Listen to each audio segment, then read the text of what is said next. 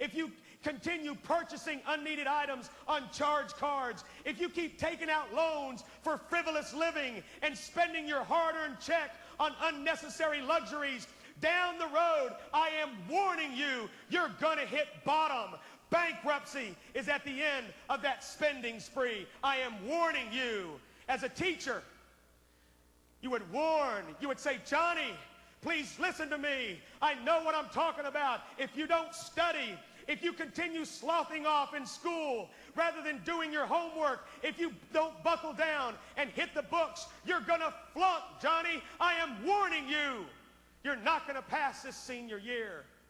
As a gardener, if you don't water the plants during the drought, if you don't take care of them when nature itself doesn't supply the proper moisture, they're going to wither and die. I'm warning you. A farmer would come up to you and say, I am warning you, if you don't get out of your bed during harvest time, if you don't pull out the combine and sweep the fields while the harvest is ripe, you're going to not only lose the harvest, but you're going to lose your family's livelihood. All your income for the upcoming months. I am warning you, get out of bed. If you don't harvest the grain outside, you're not going to have any grain for bread inside. These are warnings. Just warnings. A builder. Charlie, could I have a glass of cold water? A builder. I'm warning you, homeowner. If you're chintzy on the quality of materials you put in your home, if you don't take the time to lay the proper foundation, if you don't use the proper mortar, the proper blocks and materials for the house, in the end, your entire home could come crashing down on you. I am warning you. These are all logical, easy to understand warnings. As a preacher of the gospel of the Lord Jesus Christ, if you don't do what you're supposed to do, if you don't get right with God, if you don't make things right with your neighbor, if you don't get your house in order while it is day, if you don't get serious about your relationship with the Lord while His Spirit is mightily moving through the land, there's coming a time, friend, if you don't do it, there's coming a time where you'll long for just a taste of what we experience in this revival night after night. I'm warning you. Seismologists out in California, my brother lives out in Frisco. They come up to those residents, they say, I'm warning you. I'm warning you. You're sitting on a time bomb.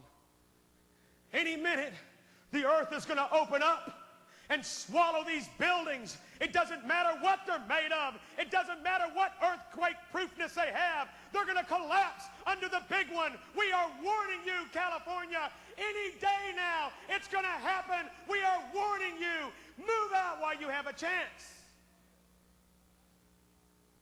I'm warning you. Well, friends, I'm here tonight to tell you there is coming a time where this right here, where the gavel's going to fall. I'm warning you. I'm warning everyone here. Charlie, take this. I love you dearly, and this message comes to you from a tear-stained Bible and a teary-eyed preacher. I love you with all my heart, soul, and strength, but I'm going to stand on Judgment Day, and I want to have your blood off of my hands. I don't want anyone within the sound of my voice to turn to me on that day and look in my face and say, preacher, how come you didn't warn us? How come you didn't tell me that I would stand before this white throne? Why didn't you tell me that He was going to judge everything that came out of my mouth? Why didn't you tell me He saw every secret thing I did in my bedroom? Why didn't you tell me He saw what I did in the backseat of that car? Why didn't you tell me, preacher, that He heard every word that slipped out of my mouth in the nighttime? Why didn't you tell me, preacher? I'm not going to have that happen. You're going to turn to me and you're going to say, you warned me. You told me that the gavel was going to fall. You told me there was coming a day where I would be judged. You warned me, and now my blood is on my own hands. The gavel's going to fall. Right now, it's resting on the desk. is appointed unto man once to die, and after that the judgment. This message tonight has 2 points, and then Charity's going to sing. Say with me, just 2? That's all. Just 2. Just 2 points, friends. And I want to make sure everyone that's 8 years old can understand this message. If you're 80, you can understand it. Matter of fact, I could probably give an altar call right now. Some of you know that if the Lord would come back right now, you would not go with him. Some of you couldn't look the Lord in the face. Some of you that say you know the Lord, you don't know God.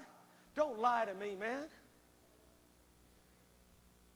It's the same thing, friends, of me saying, if I didn't know Tony, who's sitting right here in the front row, and me going around telling everybody I know Tony. Okay? Look at me. It's the same thing. I go around and say, Tony and me are buddies. We're best friends. Yeah, Tony and I go way back. Maybe I met him one day at the mall. We talked for about 30 seconds and then walked off. That's how some of your relationship with the Lord is. And then one day, somebody comes up and Tony's standing there and they come to me and they say, Steve, here's Tony. Introduce me to Tony. He's your friend. Suddenly I go, I don't know Tony, man. I don't know Tony. I go up to Tony, so I fake it. Boy, we're fakes, friend, in religion, aren't we? Big fakes. Tony, how's it going? And you can't fake that. He looks at me going, I don't know you. I'm trying. Hey, yeah. How's everything going? How's everything going? Tony, yeah. I don't know you, man. But we're that way with the Lord, friend. You're exactly like that. Some of you that say you know the Lord, you don't know him. He's a hip pocket Jesus, man. Every time something's wrong, you pull out a little get-out-of-jail-free card and you wave it in his face. Say, help me, Jesus. Help me, Jesus. Then when the trial's over, the trouble's over, you stick him back in your hip pocket and live your own life. He's not the Lord of your life. He doesn't know you, and you don't know him. I'm trying to prepare you for that day. Some of you think one day he's going to wrap his arms around you and welcome you in, and he's going to hold out his arms and cast you out. Number one, there is coming a time when you will stand before God. Every man from the beginning of time has made this appointment. No one has come late. No one has missed it.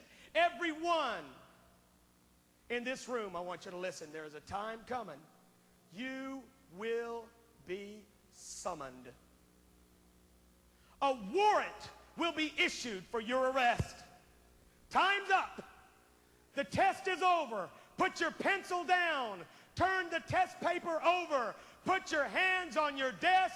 Exam time is over. For thousands of people every day, this comes as a total surprise. But tonight I'm trying to help you. I'm letting you know in advance what's going to happen. There is a time when you will stand before God. Well, I don't believe that. There is a time coming when you will stand before God. That's a bunch of hogwash. There is a time coming when you will stand before God. You're just trying to spook me, preacher. There is a time coming when you will stand before God. My religion doesn't teach that God will judge you. There is coming a time when you will stand before God.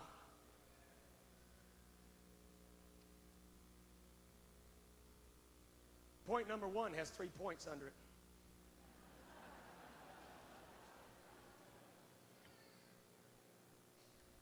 I've preached in this place on God's legal system. But I want to tell you, I understand a little bit about law because I've been the one that's been cast into the dungeon. I understand how it works. And this is how it works, chaplain. The first thing is the summons. That is when the warrant is issued for your arrest. Every one of you will stand before God. It's just a matter of time. And there's a warrant that's going to be issued for your arrest. That's the time when it is over. That is when you put your pencil down. That is when the test is over. Life is over. Life is up. Time is over. The summons.